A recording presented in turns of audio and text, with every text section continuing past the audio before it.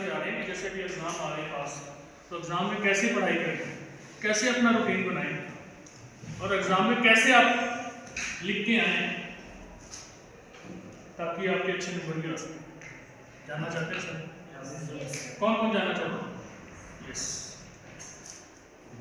तो मैं ये नहीं कहता जो मैं बताऊंगा वही एक फिक्स रूटीन है, आपको भी शायद कुछ बेटर उससे पता हो तो आप उसको फॉलो कर सकते हैं, जो मैंने महसूस किया है, मेरा भी एक्सपीरियंस है।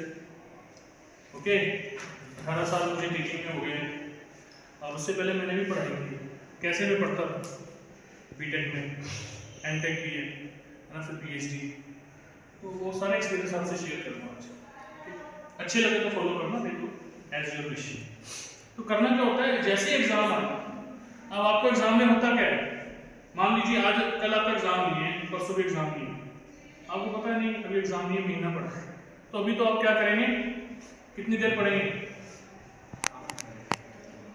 कम ही पढ़ेंगे ना, मुश्किल से आधा घंटा 1 घंटा। Yes yes. पर एग्जाम के दिनों में क्या होता है, कितना टाइम पढ़ना पड़ता है, 10 घंटे। तो उसमें होता क्या है, क्या क्या आपको लगता है कि यार ये नहीं पढ़ा जा रहा, कौन सी चीजें आपको रोकते हैं कि यार पढ़ाई नहीं हो पा रही, कौन बताएगा? कई बार क्या होता है, बुक्स खोली होती है तो नींद आ जाती है। कौन किस किस को आती है नींद? आती है ना, तो क्यों आती है नींद, कभी आपने सोचा? देखिए, क्योंकि अंदर से भरे होते हैं। भरे कैसे होते हैं, जो आप डाइट ले रहे हैं वही आप कंटिन्यू रखें, थोड़ा सा आपको डाइट लाइट लेना पड़ेगा उन दिनों में, तो अंदर से जब आप खाली रहेंगे ना, खिले रहेंगे, तभी आपने एक्टिवनेस आएगी। यस और नो? यस। तो डाइट अपनी फलाहारी कर सकते हैं आप, थोड़ा सा डाइट में आपने चेंजेस करने हैं। मैं तो एक बार जरूर ऐड करता हूँ सबने कि 5 बादाम भिगो दो और सुबह भीगे हुए बादाम जरूर खाओ। यस, बादाम या अखरोट भिगो के सुबह खाली पेट जरूर खाएं, थोड़ा सा माइंड फ्रेश रहता है। यस और नो? और अन्न थोड़ा सा कम कर दो, अन्न थोड़ा सा कम कर दो, थोड़ा सा आपके अंदर जब खालीपन सा आएगा ना तो आपका दिल करेगा पढ़ने को। यस और नो? यस। डाइट आपने चेंज करनी है अपने हिसाब से, थोड़ा सा कम करना पड़ेगा। क्यों कहते हैं कि फास्टिंग रखो? यस, फास्टिंग रखते हैं ना लोग हफ्ते में एक बार कहीं, इसीलिए रखते हैं ताकि उसकी हेल्थ अच्छी रहे, ताकि उसकी क्या अच्छी रहे, कहते हैं हेल्थ अच्छी है तो वेल्थ भी अच्छी है, तो हेल्थ अच्छी रहेगी तभी पढ़ पाओगे भाई।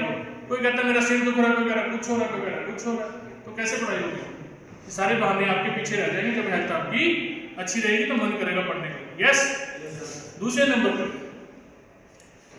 जिसको भी आप मानते हैं, जिस भी भगवान को मानते हैं, चाहे वो हिंदू है, सिख है, ईसाई है, मुस्लिम है, तो उनका ध्यान जरूर रखो। जिसे कहते हैं मेडिटेशन। क्या बोलते हैं? 5-10 मिनट निकालो अपने लिए, मेडिटेशन करो। यस।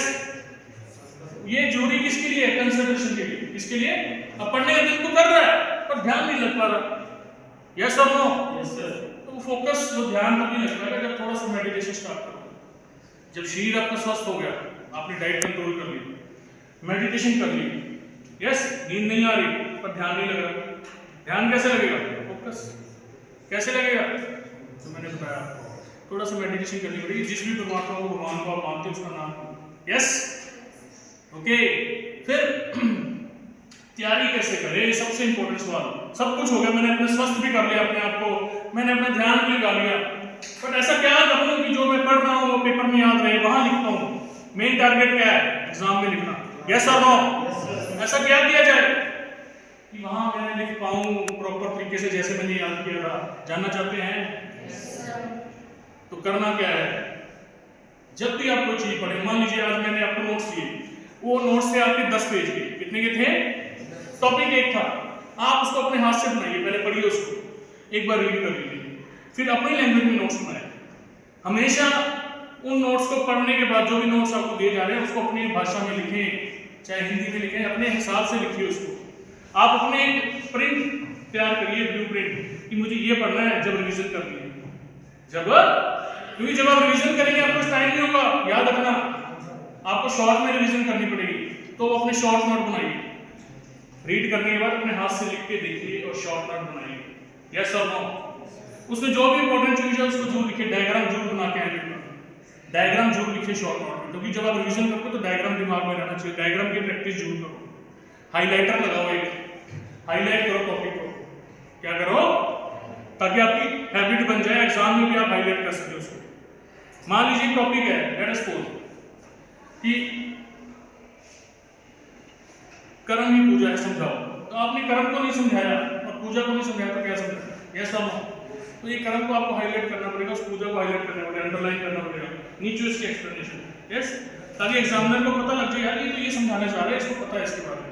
एक डायग्राम की बात करें, अगर कंडक्टर टॉपिक समझा रहा हो तो कंडक्टर का डायग्राम होना चाहिए, उसकी टाइप होनी चाहिए। ऐसे नहीं कि एक पैराग्राफ पूरा लिख दिया, नो। पहले नंबर पे क्या करो, पॉइंट्स बनाओ। क्या बनाओ? कोई भी पॉइंट, उसमें कोई चीज इंपॉर्टेंट उसको हाईलाइट करो। कोई भी चीज लिखना चाह रहे हैं ना, उसको पॉइंट्स में बनाओ। किसमें बनाओ? पॉइंट्स में। एग्जामिनर को पता लग जाता है साफ साफ, इसने पॉइंट बनाए हैं, साथ में हाईलाइट भी कर रहा है, साथ में डायग्राम भी बना रहा है, साथ में। पहले नंबर पे क्या करना है, अपने खुद के नोट्स बनाने हैं, चाहे दुनिया जहान के नोट्स पढ़े अपने हाथ से बनाने हैं। कैसे बनाने हैं? जो आपको लग रहा है यार ये लिखना जरूरी है इस केस में, एक बार रीड करने के बाद अपने हाथ से नोट्स बनाओगे, ब्रीफ में, ज्यादा बड़े नहीं, ब्रीफ में, जितना भी आपको रिवीजन के लिए जरूरत है। होता क्या जब हम पढ़ते हैं, जब हम लिखते हैं, यस, तो मेमोरी थोड़ी सी बढ़ जाती है। पढ़ना अलग चीज है, लिखना अलग चीज है। मेमोरी याददाश्त हमारी बढ़ जाती है। वो अगर पहले 20% याद रहता था सिर्फ पढ़ने से, अब लिखने से क्या होगा, वो 40% याद रहेगा एग्जाम में, यस। फिर करना क्या है, जब भी आप रात को बेड पे लेट जाओ, सोने लगो, जो भी 3-4 में आपने पढ़ा है उसको आंखें बंद करके एक बार रिवाइज करो। और जब आप सोचते हैं, समझ रहे हैं रिवीजन कैसे करनी है, आंखें बंद करके रात को सोने से पहले, तो मैं बताऊं वो टॉपिक आपको भूलेंगे नहीं कभी, ओके। और फिर जैसे ही एग्जाम वाला दिन है, सुबह उठो, सिर्फ वही नोट्स पढ़ने जो आपने अपने हाथ से लिखे थे, जो आपने अपने हाथ से लिखे थे। Is it okay? बाकी किसी काम में नहीं पढ़ना, सिर्फ और सिर्फ एक ही टारगेट होना चाहिए, मुझे अपना एग्जाम क्लियर करना है, यस। कहते हैं ना इसके 40 नंबर आ गए, इसके 60 नंबर आ गए, इसके 80 नंबर आ गए, ये फर्क होता है।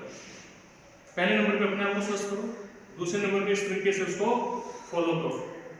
तो ऐसा आप करेंगे विद मेडिटेशन, है ना, माँ बाप के आशीर्वाद के साथ, है ना, अपनी ईगो को साइड में रख के आप देखना बहुत बहुत अच्छे रिजल्ट आएंगे। ऐसा नहीं कि आप पास में हो सकते सिर्फ एग्जाम में पढ़ के, हो सकते हैं, पर ये चीज़ें आपके साथ प्लस में होनी चाहिए, ठीक है। चाहे पेंसिल से अंडरलाइन कर दो इंपॉर्टेंट टॉपिक को, डायग्राम जरूर बना के आना।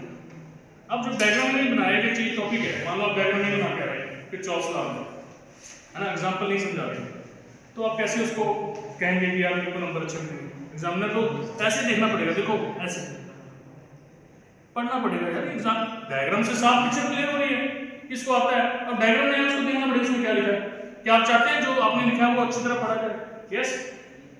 इतना टाइम नहीं होता एग्जामिनर के पास, यस और नो।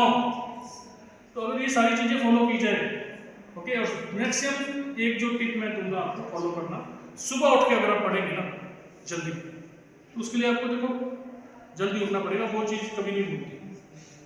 सुबह उठ के रिवाइज करा करो, सुबह उठा करो 4 बजे 5 बजे अलार्म। रात को अगर आप जागे ना तो सारा दिन आपका वेस्ट है, क्योंकि बॉडी को रेस्ट भी चाहिए, यस और नो?